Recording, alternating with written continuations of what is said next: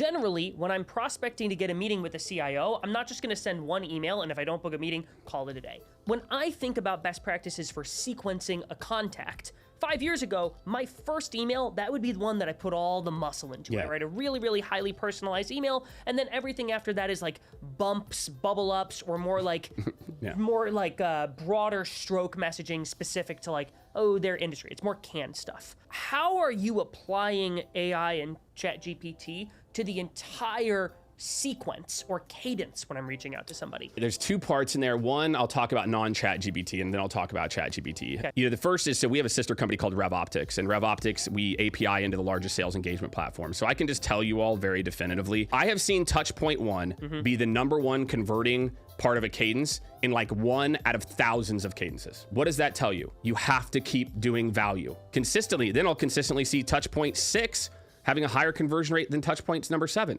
So number 2 is there's a lot more noise today, so we have to have more omni-channel touch points. That's the data. This isn't my opinion. You go to RevOptics, you can see all the data. Like, that would just be more of like anyone out there prospecting, you have to keep adding value throughout, and you have to be doing multiple channels. We're seeing a lot of our clients, 50+% of the meetings are coming from the call, which is like cold calls are dead, blah, blah, blah. We can get into that. It's about coming up with new variations of the value prop. What ChatGPT can help me to do is like, I don't know anything about regional banks. Create a 15-question trivia game to teach me about the latest in cyber regulations for regional banks in the Midwest. And it can teach me that. And then I could go, oh, hey, did you know blah, blah, blah, blah, blah. It can help you to actually continue to create variations of those value props. The first prompt set I get is gonna give you 2 or 3 trends. Just keep playing with those. Pull on the next thread, pull on the next thread. That's the other thing, the reply to the reply, just so you guys know, data says like that's not as successful anymore either. So like the triple reply. So if I'm a rep and I have a choice, I can either have my 10 emails that I'm gonna send over the next 2 months, and I can personalize all 10 of those emails using ChatGPT, or I can say, I'm gonna do the traditional thing, which is personalize the first email, and then go spend my time instead personalizing the first email on another account versus going and personalizing 9 on one account. How should I think about that trade-off? I just told you the data. You're just wasting time. #1 doesn't convert. I'm just telling you guys, the first touch point is the lowest converting, not necessarily the lowest, but almost always lowest. Again, I think we've gotten away from, and again, I'll get tactical, but guys, the goal is to book a meeting with this person. You're giving a book of accounts that says, my job, your job as an SDR, as a salesperson, is to book a meeting with abc.co. That is your job.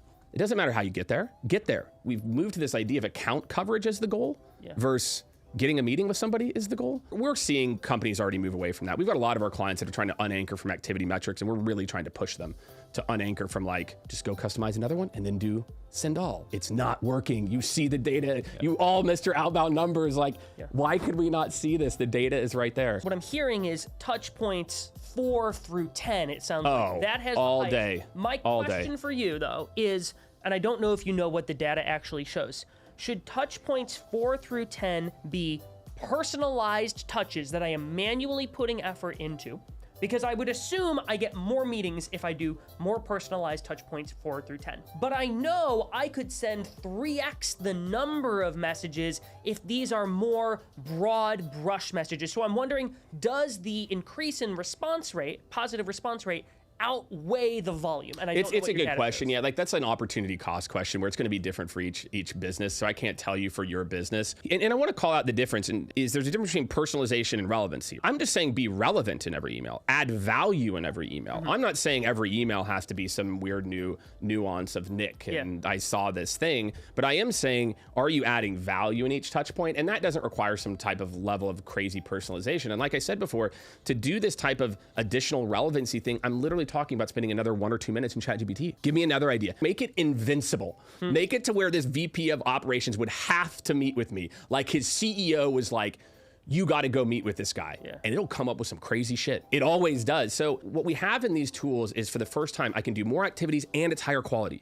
Everything else was, I do more activities and quality degrades. Correct. We don't now want to use that free time to just go do more shitty activity. Like use the free time to do more relevancy. It doesn't have to be hyper personalized. And then look, as you become more of an expert in your space, you kind of know what the trends are and you move faster and faster, just like any rep that's ramping.